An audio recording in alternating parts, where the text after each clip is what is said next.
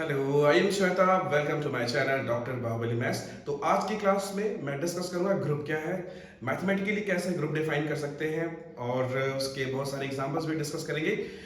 लेकिन आज की क्लास में कुछ स्पेशल होगा। स्पेशल ये है कि मैथमेटिकली तो मैं डिफाइन करूंगा है कि ग्रुप क्या है, कैसे समझ सकते हैं, बट जो ग्रुप में बहुत सारी जो कंडीशंस हैं उसे हम अपने डे टू डे लाइफ में, रियल लाइफ में भी कैसे कोरिलेट कर सकते हैं, वो भी हम देखेंगे आज के इस लेक्चर में। तो इस तरीके से ये देखेंगे आपकी आप ग्रुप के डेफिनेशंस आप आई डोंट थिंक कि आप इसके बाद कभी दोबारा बोल पाएंगे। और ग्रुप पढ़ना एक फन होगा आपके लिए। It's not going to be boring any more. So stay in touch till the end of this lecture. Okay okay, तो स्टार्ट करते हैं। ग्रुप क्या है? Group is a set G with binary operation O such that पहली condition A comma B belongs to G implies A operation B belongs to G for every A B belongs to G. So this is the first condition. इस property को हम closure property भी कहते हैं। Means अगर आप G के दो एलिमेंट लेते हैं A B और उन्हें ऑपरेट करते हैं, मींस A O B, तो A O B भी G में हो, G से बाहर न जाए। तो इसे समझने के लिए एक सिंपल सा एग्जांपल लेता हूं मैं। मान लीजिए कि आप जो G ले रहे हैं वो क्या है? Set of odd integer. Set of odd integers. क्योंकि इसे समझने के लिए हमें क्या क्या चाहिए? एक तो हमें साइन चाहिए सेट G, तो वो हमने ले लिया, सेट ऑफ ऑड इंटीजर्स। अब इसमें आप एक ऑपरेशन डिफाइन कर दीजिए, क्योंकि हमें चाहिए O, तो आप सिंपली एडिशन ऑपरेशन ले लीजिए, O ले लीजिए प्लस ले लीजिए, ठीक है? Means addition operation. अब हम ये चेक करते हैं कि क्या इस सेट में, सेट ऑफ ऑड इंटीजर्स के सेट में, क्या ये ऑपरेशन एडिशन जो है, क्या ये बाइनरी है, क्या ये क्लोजर प्रॉपर्टी सेटिस्फाई करता है? तो इसके लिए क्या करना पड़ेगा? आपको चेक करना पड़ेगा। या अगर आपको ये लगता है कि नहीं नहीं ऐसा हो सकता है कि ये ऑपरेशन जो है, जो एडिशन ऑपरेशन है सेट ऑफ ऑड इंटीजर्स में, ये क्लोज नहीं है, तो आप एक सिंपल सा काउंटर एग्जांपल ले लीजिए जहां पे कि ये कंडीशन जो है सेटिस्फाई नहीं हो रही है। तो यहाँ पे हम देखेंगे कि क्लोजर प्रॉपर्टी जो है, एडिशन जो है वो closure property set of odd integer में सेटिस्फाई नहीं करता है। कैसे? एक काउंटर एग्जांपल ले लीजिए। जैसे कि मैं ले लेता हूँ दो ऑड इंटीजर्स ले लेता हूँ, A ले लेता हूँ 3 और आप B ले लीजिए 5, ठीक है? A B आपने दो एलिमेंट ले लिया। अब आप चेक कीजिए क्या ये जो दो एलिमेंट आपने लिया है क्या ये G में है भी कि नहीं? तो ठीक है, ऑफ कोर्स A भी G में है, B भी G में। क्यों? क्योंकि दोनों ही ऑड इंटीजर्स हैं, ठीक है? अब आपको क्या चेक करना है कि अब जब हम इन दोनों को ऑपरेट करते हैं, A ऑपरेशन B, अगर आप A ऑपरेशन B यहाँ करते हैं तो बेसिकली ये क्या है? 3 + 5, ओके। अब 3 + 5 = आया 8। अब आपको चेक करना है कि AB belongs to G implies A operation B भी G में है कि नहीं? तो यहाँ पे आप देख रहे हैं कि AOB क्या रहा है? 3 + 5 which is equal to 8। 8 अगर G में आना है तो उसे क्या होना पड़ेगा? ऑड होना पड़ेगा। लेकिन आप जानते हैं कि जो 8 है वो ऑड इंटीजर नहीं है। 8 क्या है? इवन इंटीजर है। तो इसका मतलब ये हुआ कि this 8 doesn't belongs to G। Understand? तो इसका मतलब हम ये कह सकते हैं कि सेट ऑफ ऑड इंटीजर्स का सेट अगर आप लेते हैं और उसमें आप ऑपरेशन एडिशन डिफाइन करते हैं, तो ये एडिशन ऑपरेशन जो है ये बाइनरी नहीं है G में। ये आप कह सकते हैं कि ये क्लोजर प्रॉपर्टी को सेटिस्फाई नहीं करता है, ठीक है? और भी आप एग्जांपल बना सकते हैं जहां पे कि आप देख सकते हैं कि क्लोजर प्रॉपर्टी सेटिस्फाई नहीं हो रहा है। तो ओवरऑल क्या है? If A B belongs to G implies A operation B belongs to G, तो हम कह सकते हैं कि this operation satisfies closure property। जैसे सिंपल सा एग्जांपल ले लीजिए, आप अगर इसी सेट में सेट ऑफ ऑड इंटीजर्स की जगह अगर आपने ले लिया होता G = Z, set of integers, पूरे इंटीजर्स का सेट ले लेते हैं आप अगर, और ऑपरेशन इसमें डिफाइन कर देते हैं एडिशन, ये सेम ऑपरेशन। तो यहाँ पे आप देखते हैं कि ये कंडीशन सेटिस्फाई हो रही होती है। कोई भी दो इंटीजर उठाइए और आपको चेक करना है कि उनको ऐड करने पे जो नया एलिमेंट आ रहा है वो इंटीजर है कि नहीं, ठीक है? ऑफ कोर्स आप कोई भी दो इंटीजर उठाइए, A B belongs to Z आप लीजिए, तो आपको पता है A operation B = A + B, ठीक है? This belongs to Z। क्यों? क्योंकि A + B भी इंटीजर होने वाला है, ठीक है? अगर A + B इंटीजर ना होता तो मैं कहता हाँ ये जो ऑपरेट होने के बाद जो नया एलिमेंट आ रहा है वो बाहर जा रहा है, ठीक है? तो A + B belongs to Z। इसका मतलब हम कह सकते हैं कि सेट ऑफ इंटीजर्स का जो सेट है उसमें ऑपरेशन एडिशन जो है वो क्या है, बाइनरी है। आप नेचुरल नंबर का सेट ले लीजिए, j इक्वल टू लीजिए सेट ऑफ नेचुरल नंबर, उसमें ऑपरेशन एडिशन डिफाइन कर दीजिए। अब आपको फिर से वही चेक करना है कि क्या नेचुरल नंबर के सेट में ऑपरेशन एडिशन बाइनरी है कि नहीं। मींस अगर हम आप j इक्वल टू ले लेते हैं n, इसमें है यस, ठीक है, तो ऑपरेशन वो क्या लेते हैं आप, प्लस, वही एडिशन ऑपरेशन। फिर आपको ये चेक करना है, क्या चेक करना है कि अगर a b g के दो एलिमेंट है, मतलब नेचुरल नंबर है, तो a operation b equal to basically क्या होगा, a प्लस b। क्या ये g में है, g में होगा, g में तभी होगा जबकि a प्लस b भी क्या हो, नेचुरल नंबर हो। तो आपको सब जानते हैं कि दो नेचुरल नंबर को आप जोड़ेंगे तो जो नया एलिमेंट आएगा वो भी नेचुरल नंबर होगा। तो हम ये कह सकते हैं कि for every a b belongs to g implies a operation b is also in g। a operation b g से बाहर नहीं जा रहा है, ठीक है। तो हम कह सकते हैं कि ऑपरेशन जो है सेट ऑफ नेचुरल नंबर में भी एडिशन ऑपरेशन क्या है, क्लोजेस्ट प्रॉपर्टी को सेटिस्फाई करता है। लेकिन यहाँ पे आपने देखा था ऑड इंटीजर्स का सेट लिया था आपने, इसमें क्या हो रहा था, इसमें आपने दो ऑड इंटीजर उठाया 3 और 5, ठीक है। अब इनको आपने ऐड किया, मतलब ए ऑपरेशन बी आपने किया, लेकिन जो नया एलिमेंट आया वो सेट से बाहर चला गया क्योंकि वो इवन हो गया, ठीक है। अगर उसे सेट में रहना है, ए ऑपरेशन बी को सेट ऑफ ऑड इंटीजर में रहना है तो उसे भी ऑड होना पड़ेगा, लेकिन ऐसा जरूरी नहीं है। इसलिए हम कह सकते हैं कि सेट ऑफ ऑड इंटीजर्स के सेट में अगर आपने ऑपरेशन एडिशन डिफाइन किया तो वो है, वो क्लोज्ड प्रॉपर्टी नहीं है, क्लोजर प्रॉपर्टी सेटिस्फाई नहीं करता है। ओके, तो मैथमेटिकली तो हमने समझ लिया कि ऑपरेशन बाइनरी क्या होता है या क्लोजर प्रॉपर्टी सेट जी में क्या होता है, ठीक है। अब बातें आती है क्या इसे हम रियल लाइफ में भी कोरिलेट कर सकते हैं, अपने डे टू डे लाइफ में भी क्या हम क्लोजर प्रॉपर्टी या ये बाइनरी ऑपरेशन क्लोज्ड ऑपरेशन देख सकते हैं। तो मैं बोलूंगा yes we can see how. Okay, तो इसे समझने के लिए हमें क्या चाहिए, सबसे पहले रिक्वायरमेंट है हमें चाहिए सेट जी। तो आप सेट जी क्या करिए, आप अपनी फैमिली ले लीजिए। फिर हमें चाहिए ए कॉमा बी, मतलब एलिमेंट्स चाहिए सेट के। तो यहाँ फैमिली के एलिमेंट्स क्या है, फैमिली के मेंबर्स, तो ए बी आपके फैमिली के मेंबर्स हो गए। अब हमें चाहिए ओ, ओ क्या है, ऑपरेशन इन जी। तो फैमिली के मेंबर्स में बहुत सारे ऑपरेशंस होते हैं, एक ऑपरेशन आप ले लीजिए झगड़ा, ठीक है। तो आपके पास सारी चीजें हैं, जी है, ए बी है, एलिमेंट्स हैं और ऑपरेशन भी है। क्या क्या है ये, family is G, elements A comma B are the members of the family and operation O is झगड़ा, ठीक है। अब हमें देखना है कि A operation B belongs to G या A operation B is outside of G. इसे कैसे आप देख सकते हैं, ए ऑपरेशन बी, घर में क्या हो रहा है भाई, फैमिली के मेंबर्स से भी झगड़ा हो रहा है, तो झगड़ा डजंट बिलोंग्स टू जी, मतलब समझ रहे हैं कि जो मेंबर्स से जो झगड़ा हो रहा है वो घर के अंदर रह रहा है कि घर के बाहर रह रहा है। घर के बाहर झगड़ा जाना मतलब समझ रहे हैं, आस पड़ोस पुलिस चौकी सब के सब लोगों को पता चल गया कि भैया घर के मेंबर्स के बीच में झगड़ा हो रहा है और झगड़ा जो है वो सबको पता चल गया। तो आप समझ जाइएगा कि ये जो ऑपरेशन घर के बीच मेंबर्स के बीच में हुआ that is not closed, okay, क्योंकि घर की बात बाहर चली गई। लेकिन ऐसा भी होता है, अपने घर में भी होता है, सबके घर में होता है कि घर में ही आर्गुमेंट हुआ और घर में ही खत्म, मतलब A comma B belongs to G implies A operation B also belongs to G, मतलब घर की बात घर में ही रह गई। ऐसी सिचुएशन है तो आप कहेंगे कि जो घर में आपका झगड़ा हुआ वो घर में ही रहा, मतलब ऑपरेशन इज क्लोज्ड, घर के बाहर नहीं गया। लेकिन अगर आपका ऐसा होता है, कई बार आप देखते हैं मोहल्ले वल्ले में कि हो गया फैमिली के मेंबर्स के बीच में झगड़ा उगड़ा हुआ और आस पड़ोस सबको पता चल गया, मतलब A B belongs to G implies A operation B belongs to what, बाहर, घर के बाहर चला गया।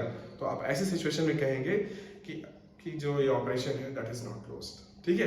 तो हम देख सकते हैं, ये समझने का एक तरीका है भाई, मैथमेटिक्स तो आपको इसके पीछे पता है कैसे समझना है, but it is a non mathematical way to see. तो आज से आप ये भी समझ सकते हैं कि अगर घर की बात घर में रहती है तो आप समझ जाइएगा कि ऑपरेशन जो है आपका वो क्लोज्ड है, और अगर आपके घर की बात बाहर चली गई, पड़ोस वालों को भी पता चल जाएगा, तो समझ जाइएगा कि घर के मेंबर्स के लिए जो ऑपरेशन हो रहा है वो क्लोज नहीं है। जैसे कि आपने वो देखा होगा कि रामायण में जो विभीषण और ये वाला जो फेमस कोट है ना कि घर का भेदी लंका ढाए, ठीक है। तो अब घर की बात वहां से बाहर चली जा रही थी, तो एक तरीके से कह सकते हैं कि वहां पे जो ऑपरेशन था that is not a close, it's just a funny way to understand this, और कुछ नहीं है, ताकि आपको रिलेट कर सके, क्योंकि मैथमेटिक्स जो है वो इजी होता है इसे समझने के लिए, अगर आप उसे थोड़ा किसी चीज से फनी चीज से अगर आपसे कोरिलेट कर सकें, ठीक है। तो ये था पूरा डिटेल बाइनरी ऑपरेशन या क्लोजर प्रॉपर्टी के बारे में। अब हम अगली कंडीशंस देखेंगे। दूसरी रिक्वायरमेंट क्या है कि there exist an identity element in G, that we can write there exist an identity element, जिसके लिए हम सिंपल ई का इस्तेमाल करेंगे, in G with identity element क्या करता है, A operation A equal to A for every A belongs to G। तो समझने की कोशिश करते हैं कि ये क्या लिखा है। मैथमेटिकली देखिए क्या लिखा है कि E G के कोई भी एलिमेंट A पे चाहे लेफ्ट से ऑपरेट करे चाहे राइट से ऑपरेट करे वही एलिमेंट आ जाता है। मतलब अगर आपको किसी भी सेट में आइडेंटिटी एलिमेंट की तलाश करनी है तो इसका मतलब है कि ये वो ऐसा एलिमेंट है कि जिस भी एलिमेंट पे ऑपरेट होता है वही एलिमेंट आ जाता है। मतलब उस एलिमेंट की आइडेंटिटी नहीं बदलती है। A operation A is going to be A operation is going to be A. मतलब आपको ऐसे एलिमेंट की तलाश करनी है। तो इसे समझने के लिए हम फिर से एग्जांपल लेते हैं और मैं आपसे क्वेश्चन पूछूंगा, आप खुद ही सोच के आप बता देंगे कि आइडेंटिटी एलिमेंट क्या है। जैसे सबसे सिंपल एग्जांपल फिर से लेते हैं, g इक्वल टू z लेते हैं, ठीक है, सेट ऑफ इंटीजर्स का सेट ले लेते हैं, ठीक है। अब हमें o भी चाहिए तो o क्या ले लेते हैं, इसमें वही पुराना प्लस ऑपरेशन मतलब एडिशन ऑपरेशन ले लेते हैं, ठीक है। अब सेट ऑफ इंटीजर्स का ये जो सेट लिया है इसमें हमें e की तलाश करनी है, ठीक है, कि आइडेंटिटी एलिमेंट z में क्या है। तो बेसिकली हम कैसे एलिमेंट की तलाश कर रहे हैं, हम ऐसे एलिमेंट की तलाश कर रहे हैं कि उस एलिमेंट से अगर हम किसी भी इंटीजर्स पे जोड़े, किसी भी इंटीजर्स पे जोड़े आप, वो इंटीजर वापस आ जाए। तो आप गेस कर सकते हैं कि ऐसा कौन सा एलिमेंट हो सकता है। अगर आप भी सही गेस कर रहे होंगे, मैं भी सही गेस कर रहा हूं कि एक एलिमेंट है जिसमें यह प्रॉपर्टी है, वो क्या है, जीरो, ठीक है। आप जीरो से किसी भी एलिमेंट में, इंटीजर्स में की बात क्या करें, किसी भी एलिमेंट में अगर आप जोड़े तो कुछ नहीं करता है भैया, वही एलिमेंट आ जाता है। मतलब ऐसी प्रॉपर्टी वाला एक एलिमेंट हमको मिला z में और सिर्फ एक ही एलिमेंट मिलेगा, वो क्या है, जीरो। क्योंकि आप देख सकते हैं कि इस डेफिनेशन के हिसाब से ई ऑपरेशन ए का मतलब क्या हुआ, जीरो, ओ का मतलब क्या हुआ, plus A is equal to A for every A belongs to G मतलब z। ए ऑपरेशन ई का मतलब क्या हुआ, a plus 0 equal to, once again you will get a for every a belongs to g means z, okay। तो zero ऐसा element है कि वो इंटीजर्स के किसी भी एलिमेंट पे अगर ऑपरेट होगा तो वही इंटीजर आ जाएगा, ठीक है। इनफैक्ट हम ये देखेंगे कि with respect to addition operation किसी सेट में जीरो एलिमेंट जो होता है किसी सेट का, वो आइडेंटिटी का काम करता है। तो आज से हमने माइंड में हम रख लेंगे कि यस, अगर हमें आइडेंटिटी एलिमेंट की तलाश करना है with respect to addition operation तो उस सेट में जीरो एलिमेंट सर्च कीजिए। ओके, तो हमने समझा आइडेंटिटी एलिमेंट के बारे में, लेकिन इसमें एक खास बात ध्यान देने योग्य है कि आप देखिए डेफिनेशन में लिखा है कि there exist identity element E belongs to G, मतलब E को भी G में होना भी चाहिए, ठीक है। इसे हम देख सकते हैं कैसे एग्जांपल से कि ऐसा भी सेट है आपके पास कि जिसके पास आइडेंटिटी एलिमेंट नहीं है। जैसे कि आप ले लीजिए G इक्वल टू ले लीजिए set of natural number, set of natural numbers का सेट ले लीजिए नंबर्स, और ऑपरेशन O आपने ले लिया एडिशन ऑपरेशन, ठीक है। अब आपको ऐसा लग रहा होगा कि with respect to addition operation जो है इस सेट में आइडेंटिटी एलिमेंट तो जीरो होना चाहिए, मतलब आपको ऐसा फील आ रहा होगा मे बी कि E इक्वल टू जीरो जो है ये जो है आइडेंटिटी एलिमेंट है, क्योंकि आपको पता है कि जीरो से किसी भी एलिमेंट पे ऑपरेट करेंगे तो वही एलिमेंट आ जाएगा। लेकिन जो कंडीशन है कि E should belongs to G, ये इंपॉर्टेंट है। लेकिन आपको पता है कि zero is not a natural number, zero doesn't belongs to natural number. तो इसका मतलब तो ये हुआ कि सेट ऑफ नेचुरल नंबर के सेट में आइडेंटिटी एलिमेंट नहीं है। चलिए कुछ और एग्जांपल लेते हैं। हम दूसरा एक एग्जांपल लेते हैं, g इक्वल टू हम लेते हैं, मान लीजिए आपने ले लिया कि इंटीजर्स का सेट ले लिया, z ले लिया हमने, ओके। लेकिन हमने इसमें ऑपरेशन o जो है उसे चेंज कर दिया, हमने ऑपरेशन o ले लिया मल्टीप्लिकेशन का ऑपरेशन, ठीक है। अब फिर से मुझे तलाश है आइडेंटिटी एलिमेंट की। इसके पहले जो मैंने एग्जांपल लिया था उसमें एडिशन लिया था, मतलब सेट तो आपका वही था बट ऑपरेशन एडिशन लिया था मैंने।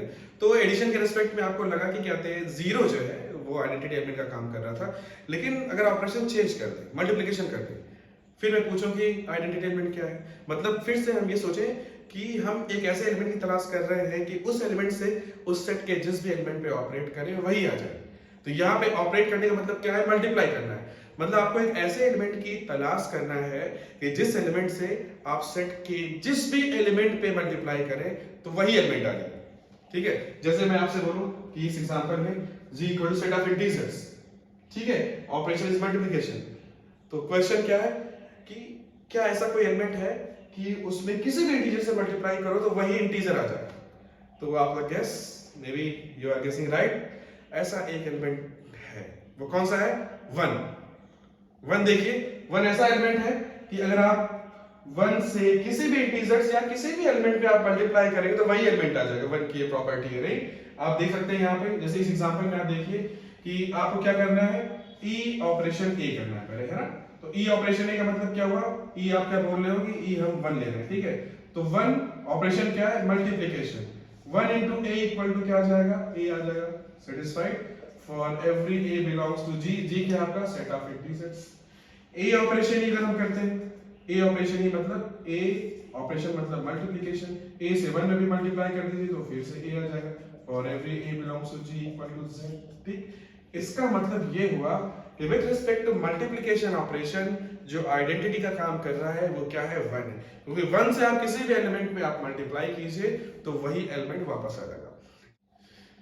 ओके, तो ये था मैथमेटिकल वे समझने का कि आइडेंटिटी एलिमेंट क्या होता है। तो कंक्लूजन के तौर पे आपने देखा कि जनरली आप देख रहे हैं कि with respect to addition operation zero is working as an identity element, and with respect to multiplication operation you are seeing one as an identity element. आपका सेट बदल सकता है, सेट जरूरी नहीं है कि आपका सिर्फ ये नंबर सिस्टम्स के सेट है। मान लीजिए आपका सेट हो गया, सेट ऑफ मैट्रिसेस हो गया, n क्रॉस n मैट्रिसेस हो गया, ठीक है? तो उसमें ऑपरेशन एडिशन मतलब ऑपरेशन एडिशन ऑफ मैट्रिसेस हो गया। तो अब आप उसमें सोचोगे जीरो एलिमेंट क्या है, ठीक है? तो अब आप मैट्रिसेस का सेट लिया है तो उसमें जीरो एलिमेंट क्या होगा? जीरो मैट्रिक्स हो जाएगा, ठीक है? ऑपरेशन मल्टीप्लिकेशन ले लिया है, ठीक है? तो उसमें जीरो एलिमेंट क्या हो जाएगा? आइडेंटिटी मैट्रिक्स हो जाएगा। ये सारी चीजें हम आगे चल के एग्जांपल्स में डिस्कस करेंगे। अब दूसरी बात हम करते हैं, ठीक है? मैथमेटिकल वे में तो हमने समझ लिया कि कैसे हम आइडेंटिटी एलिमेंट को डिफाइन करते हैं, ठीक है? लेकिन फिर से वही बात मैं करूंगा कि क्या हम आइडेंटिटी एलिमेंट को डे टू डे लाइफ में देख सकते हैं? क्या हम इसे रियल लाइफ में कोरिलेट कर सकते हैं? आइडेंटिटी एलिमेंट क्या है? तो ये मेरा सोचना है, आप भी हो सकता है इसे फील कर पाए कि आइडेंटिटी एलिमेंट की डेफिनेशन में हमने क्या देखा था? हमने देखा था कि ये ऐसा एलिमेंट है कि जिस भी एलिमेंट पे ऑपरेट होता है, मतलब ए पे, ठीक है, तो भाई वो वही एलिमेंट आ जाता है। मतलब क्या पता है, ये अगर किसी एलिमेंट पे ऑपरेट होता है तो उसकी आइडेंटिटी को नहीं बदलता। दिस इज द ब्यूटी जो कि यहां पे दिख रही है। अगर आप इसे रियल लाइफ में फील करने की कोशिश करें तो बड़े आराम से फील कर सकते हैं। मैं आपसे बोलूंगा कि अगर आपके रियल लाइफ में एक आइडेंटिटी एलिमेंट आता है, अब रियल लाइफ में आइडेंटिटी एलिमेंट क्या होगा? भाई कोई इंसान होगा, जैसे मान लीजिए आप शादी करने जा रहे हैं, ठीक है? तो आप अपने पेरेंट्स से कहिए कि मुझे आइडेंटिटी एलिमेंट की तरह से, मतलब I want to marry with identity element. तो हो सकता है पेरेंट्स आपको मारे, कहें कि ये तो अजीब बात है, अजीब इंसान बात कर रहा है, आइडेंटिटी एलिमेंट की तरह से कर रहा है। लेकिन अगर आप इसको समझने की कोशिश करें तो आप एक ऐसे इंसान से शादी करने जा रहे हो कि वो जब आपसे मिलेगा तो आपकी आइडेंटिटी को नहीं बदलेगा। मतलब समझ रहे हैं वो एलिमेंट कैसा है, वो आइडेंटिटी एलिमेंट कैसा है कि that person is going to accept the way you are. मतलब आप जैसे हो वो आपको वैसे ही एक्सेप्ट कर लेगा। मतलब वो आप पे ऑपरेट हो तो आपकी आइडेंटिटी नहीं बदल पाएगी। समझ रहे हैं? जनरली क्या होता है कि भाई कई बार ऐसा होता है कि आपकी जिंदगी में कोई ऐसा इंसान आया जो कि आपको पूरी तरीके से बदल देता है। मतलब आपको ऐसा लगता है कि मैं क्या था, मैं क्या हो गया।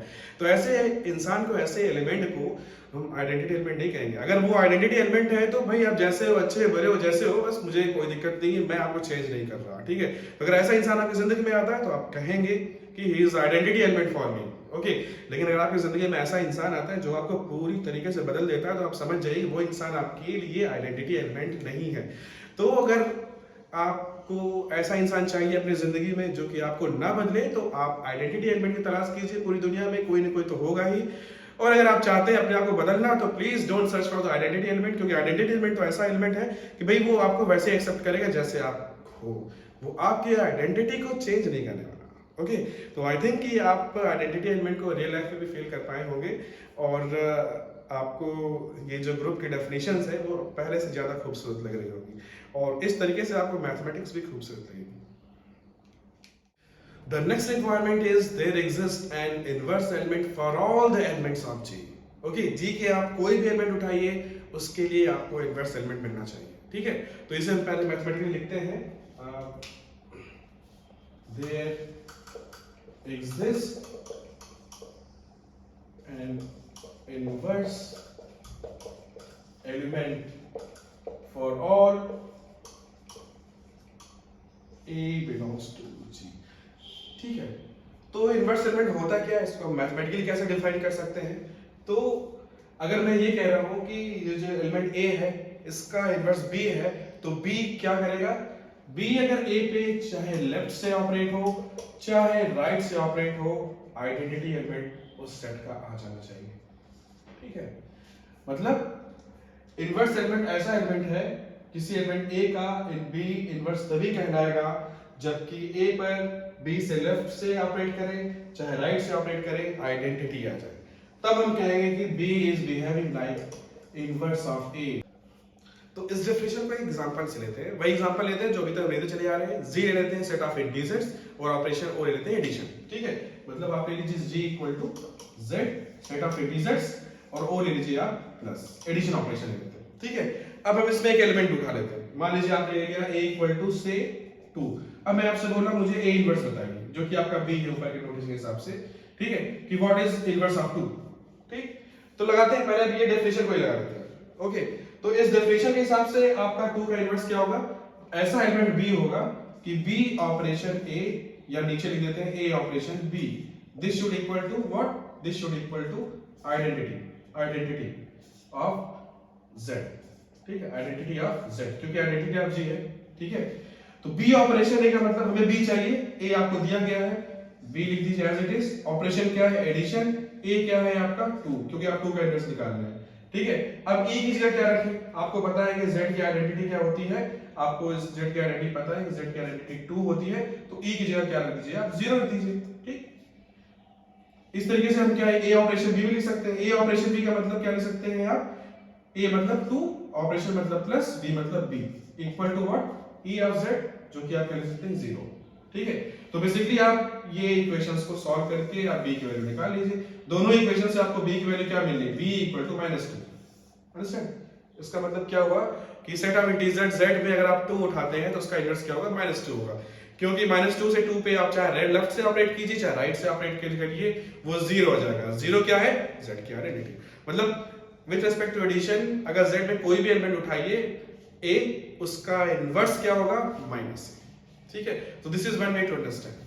अगर आप सेट बदल जाएगा, मान लीजिए आपका सेट G है, सेट ऑफ मैट्रिसेस का सेट, मान लीजिए कोई मैट्रिक्स A ले लिया। ठीक है, अब मैं बोलूं कि इसका इनवर्स क्या है, तो -A, क्योंकि -A पे लेफ्ट से चाहे राइट से ऑपरेट हो, कौन सी मैट्रिक्स आ जाएगी, 0 मैट्रिक्स आ जाएगी। और 0 मैट्रिक्स क्या होती है, सेट ऑफ मैट्रिसेस की आइडेंटिटी काम करेगी। ठीक है, ओके, तो this is one way to understand the inverse element in a set G। ठीक है, लेकिन हम इसे दूसरे तरीके से भी समझ सकते हैं। रियल लाइफ में आप फील करना चाहते हैं, चलिए अब हम समझते हैं इनवर्स एलिमेंट को डे टू डे लाइफ में, देखते हैं कैसे हम कोरिलेट कर सकते हैं। यहाँ पे बस आप E को मान लीजिए 0 एलिमेंट, ठीक है, 0 लेके चल सकते हैं। ठीक है, तो हमको शायद बेटर फील आएगा इनवर्स एलिमेंट के बारे में। तो आइडेंटिटी एलिमेंट तो आपने देखा था कितना खूबसूरत एलिमेंट है, अगर वो आपकी जिंदगी में आया तो आपकी आइडेंटिटी को चेंज नहीं कर रहा है। लेकिन अगर आप मान लीजिए A है, आप एलिमेंट है और आपकी जिंदगी में -A आ गया, मतलब इनवर्स एलिमेंट आ गया, तो भाई वो क्या कर रहा है, यहाँ पे देखिए, वो आपसे जब मिल रहा है तो आपकी आइडेंटिटी पूरी तरीके से खत्म कर दे रहा है। मतलब समझ रहे हैं, आपको निस्ते नाबूद कर दे रहा है। जैसे ही आपसे मिला आप थे 2, लेकिन जब आपको -2 मिला तो आप हो गए 0। तो अगर आपकी जिंदगी में रियल लाइफ में आपका कोई दोस्त हो या आपने किसी ऐसे इंसान से शादी कर ली जो कि एग्जैक्टली आपका अपोजिट है, एकदम आप इधर जाते हो तो वो इधर जाता है, ठीक है, आप ये करते हो तो वो उसका अपोजिट करता है, तो आप समझ सकते हैं कि अल्टीमेट रिजल्ट क्या होगा, ये होगा 0। ठीक है, तो रियल लाइफ में हमें नहीं लगता कि आप चाहेंगे कि आपका कोई अपोजिट इंसान आपके साथ जुड़े, आपका इनवर्स आपसे जुड़े। तो नेक्स्ट टाइम फिर से मैं आपको बताऊंगा कि अगर आप शादी करने जा रहे हैं या विवाह करने जा रहे हैं या किसी से आप मतलब आप जुड़ना चाहते हैं, तो कोशिश करिएगा कि वो आपका आइडेंटिटी एलिमेंट की तरह से वो बिहेव करे, ना कि इनवर्स एलिमेंट की तरह बिहेव करे। क्योंकि अगर इनवर्स एलिमेंट आप पे ऑपरेट होता है तो हो सकता है आप पूरी तरीके से खत्म हो जाए और आप 0 बन जाए, अगर आप 0 को आइडेंटिटी मानते हैं तो। ठीक है, तो this is one way to see the inverse element in a set G। तो ये इस वे से आप कोरिलेट कर सकते हैं, ये बस एक तरीका है ताकि आपको क्या कहते हैं डेफिनेशन जो है आप अच्छी तरीके से अब्सॉर्ब कर सके। That's it. तो आई होप कि आपको समझ में आया हो कि इनवर्स एलिमेंट को क्या होता है किसी सेट जी में। ठीक है, चलिए लास्ट रिक्वायरमेंट पे चलते हैं। लास्ट रिक्वायरमेंट क्या है सेट जी को ग्रुप फॉर्म करने की ऑपरेशन ओ जो है सेट जी में उसे एसोसिएटिव लॉ को फॉलो करना चाहिए। मतलब operation O on set G is called associative if it satisfies the associative law. What is that law? A operation B operation C equal to A operation B operation C. ऐसे लगता है दोनों same है but ऐसा नहीं है। अगर आप इधर देखिए तो यहाँ पे A और B पहले ग्रुप्ड है और यहाँ पे आप देखिए B और C पहले ग्रुप्ड है। ओके, तो इसे समझने के लिए मैंने एग्जांपल भी लिया है। मैंने सेट G लिया, सेट ऑफ नेचुरल नंबर का, ये देखिए नेचुरल नंबर सेट लिया है और ऑपरेशन एडिशन इसमें डिफाइन किया। ठीक है, यूज ऑफ एडिशन, और तीन एलिमेंट लिया हमने, ए लिया 1, बी लिया 2 एंड सी लिया 3।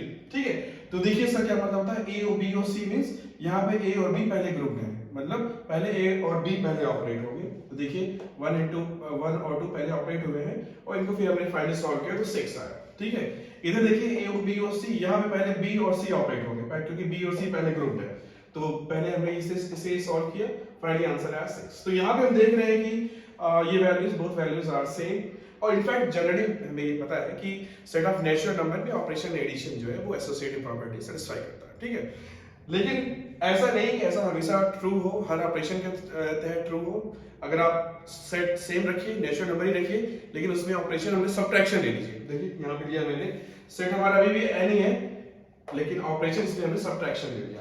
ठीक है, अब इसमें चेक करते हैं कि क्या ये ऑपरेशन सब्ट्रैक्शन जो है ये एन में एसोसिएटिव प्रॉपर्टी को फॉलो करता है कि नहीं करता है। देखिए आप यहाँ पे कि यहाँ पे नहीं करता है। ठीक है, तो काउंटर एग्जांपल के तौर पे मैंने तीन एलिमेंट लिया, ए लिया 10, बी लिया 4 एंड सी लिया हमने 3 लिया।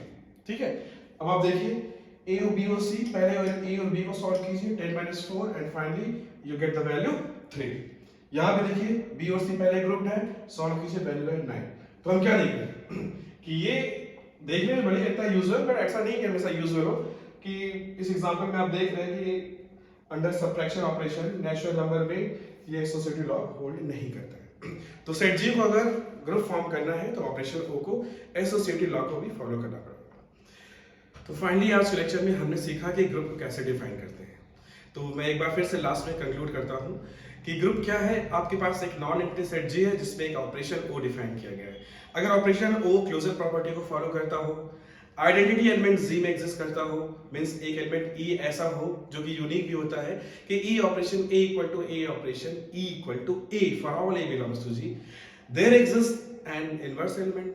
मतलब कोई भी एलिमेंट आप ए उठाइए उसका ए इनवर्स भी जी में एग्जिस्ट करता हो, such that A operation A inverse equal to A inverse operation A equal to identity in G, and the last operation O should follow the associative law, जिसे ये भी यहाँ पे लिखा भी हुआ है मैंने। तो ये सारी प्रॉपर्टीज, ये सारी कंडीशन सेटिस्फाई होती है तो हम कहते हैं कि set G together with the operation O forms group. I hope कि आपको आज का लेक्चर समझ में आया हो, और कोई भी क्वेरीज हो, आपकी कोई भी समस्या हो, आपको कहीं भी समझ में ना आ रहा हो या कहीं पे कोई डाउट हो, तो प्लीज आप कमेंट सेक्शन में जाके वहां पे कमेंट कर सकते हैं। मैं पूरी कोशिश करूंगा उसे सॉल्व करने की। और stay in touch. Thank you so much.